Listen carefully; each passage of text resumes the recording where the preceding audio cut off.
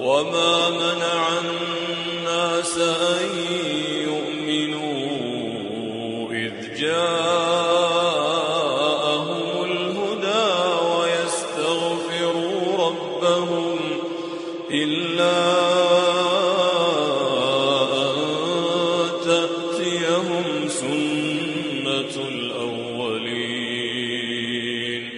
أو يأتيهم العذاب قبلا